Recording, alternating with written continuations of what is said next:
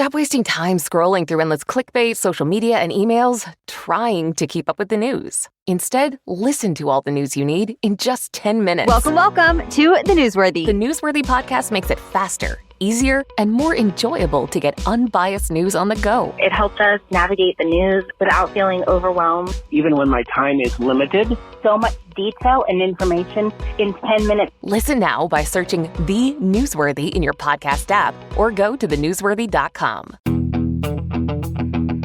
911, what's the nature of your emergency?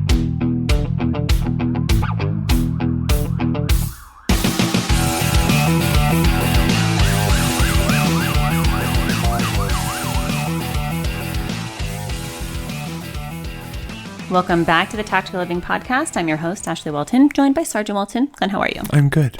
I have something really interesting that I want to talk about today because I have never heard somebody talk about this. And yet, knowing you, Clint, and how many shifts and partners and details that you've gone in and out of throughout your long career, I know that this happens to so many. And it is that there are a lot of times where you might have lost a partner without saying goodbye and having these sort of grieving transfers and tragedy that happens with new positions that people get within the department. And a lot of times I'll think like, man, that's Clint's best friend at the department. They're going to be close forever. And then, 2 years later, I think the same thing about somebody else. And it just happens. It's this cycle that continues and it progresses throughout your career.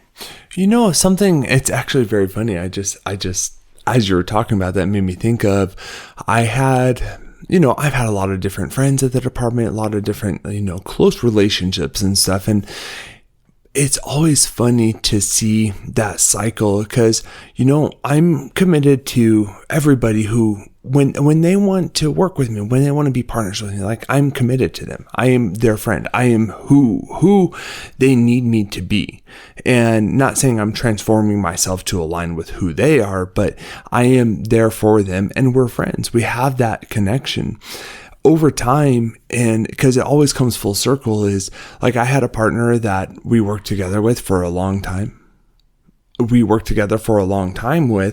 And as we, grew apart in the department, as we, went our different routes in our careers, we, you kind of divide up, but ultimately, like we've come back together where now I see that individual and they come up to me and start expressing their concerns, their thoughts. And it was like that there was never a hiccup or a separation in that relationship. Yeah, and a lot of officers, they lose a partner not to death, but because of distance, transfer, or tragedy. And the bond that partners have, it runs deeper than a lot of friendships, I think, because you've trusted each other with your lives and you've shared the silence in the aftermath of chaos. And these are things that nobody else literally would understand in that scenario except for maybe the two of you. Yeah, and I think in one individual specifically that we were very close. We went through a lot of stuff at our department together and we were there for one another. And I still see him, I still talk to him, and I still bring up kind of the old stories and kind of trying to create that brotherhood, that togetherness amongst us to where he knows he can still come to me and I'm there for him. We're not with each other on a daily basis, but he knows that I'm there. Yeah, and it's interesting how the circumstances can create that level of bond between two people. And yet I think we've all experienced that, regardless of what we do for work. And nobody ever talks about it. And it's very interesting because the psychological concept here is called disenfranchised grief. And what that is it's the pain that society doesn't always recognize or validate, like mourning a partner that you're not supposed to grieve publicly. And in the first responder culture, having a partner transfer or retired or get lost in the line of duty, that grief follows you because you're still a part of that job. And that first part of things, when that distance is created for whatever reason, it's very difficult to be able to create a new normal for yourself and for them too.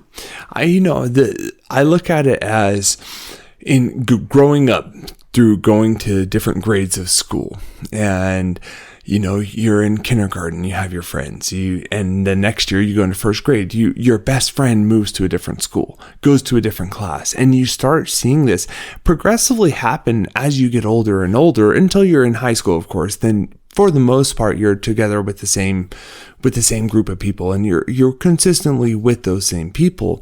But as you're growing up, it's kind of the same dynamic in the first responder world. Is okay, you start on patrol, then the next year you work a different shift from your partner. Sometimes they follow you, sometimes they don't. Or you get into a detail where it goes from you have 5 partners to just one other partner, and you start creating a closer knit relationship with that individual. But then you go into you promote and you go into a different bay. And I think we in life in general, we're almost trained and groomed that way to make it okay to have your best friend now, but it changes in 5 minutes. Yeah, and I know that there might be some people who think that this isn't that big of a deal. I get that. But one thing that I would hope would change your perspective is that there have been people, there are currently people in my life, in my world, my sphere of influence, that I have been communicating with for a long time. And I know that I am the only person in their life that says, "Good morning, how are you? I love you. Have a good day." And so for some people that happens when they have a partner or a coworker that they're so close with at work, and you might feel this numbness or this irritability, and you push through your shifts pretending like it doesn't bother you, but then that silence just becomes super, super heavy. Yeah, I think it inevitably weighs on you as an individual, especially as time goes on, especially because you develop such that tight-knit relationship. You have that bond with that individual. And then a year later, you look at that individual and they have a different group and you're like, oh, I was left behind. Or I've actually thought about that before, because I've seen, I'm like, well, I didn't know that person hung out with him. That's kind of weird. But the other side of that, though, is that you might avoid your new partner because you compare everyone to the one that you trusted the most, which inevitably it makes it to where you're resisting connection with somebody new. Yeah, absolutely. And I think that is doing a disservice not only to your new partner, but to yourself. And I think it's important to be able to get out of your comfort zone, to be able to have those relationships, but to look internally too, because what have you done as an individual to maintain that relationship and to continue it moving forward? Yeah, and my dad runs into that, like, oh, you talk to that family member, they never call me. And I have to tell him all the time, like, Dad, the phone works both ways. And I had recently shared, like, to have a village, you have to be a villager. And it's so true. And I think that's the perfect thing to be able to say for somebody who's having this pity party about, like, oh, nobody wants to talk to me. Like, who are you talking to? Like, what effort are you putting in order to be able to cultivate those relationships? Yeah. And that's the most important thing to take away in my mind is, like, it works on both sides of the street. You have to be able to cultivate and push it, because if you're not doing anything, or say you are doing something and your partner doesn't reciprocate, then hey, guess what? Maybe it's not the same dynamic that you thought it was. Something else that I see is that work might start to feel mechanical without having that camaraderie that once made it meaningful. I think a perfect example of that would be, being on the shift, like I worked on a graveyard shift and I had good officers that worked for me. We had a tight shift. It was a good shift, but I didn't feel the same. I didn't have the same passion I didn't feel the same team and that dynamic with it, even though I tried garnering it and supporting it.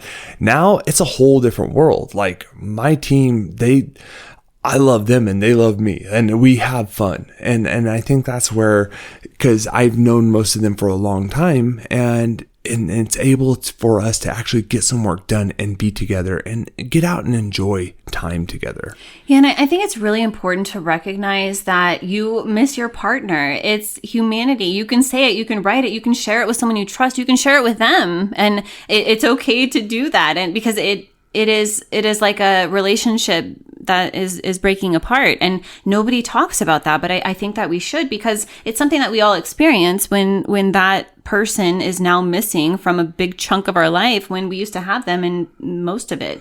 And it's also important to be able to kind of honor their role in your journey, whether they moved apartments or even if they passed away, to just acknowledge the bond that validates what the two of you shared. And it's so funny. The first thing that comes to mind is I can think of a picture. We were doing a Christmas event, and one of my partners, we have a photo of, we had two partners on one side, and this partner who's very, very stern. You see me like Santa Claus and him sitting on my knee. And it's really funny because that's the first thing that always comes to mind when I think of that team dynamic and that partner relationship, to where it's like, yeah, I broke him.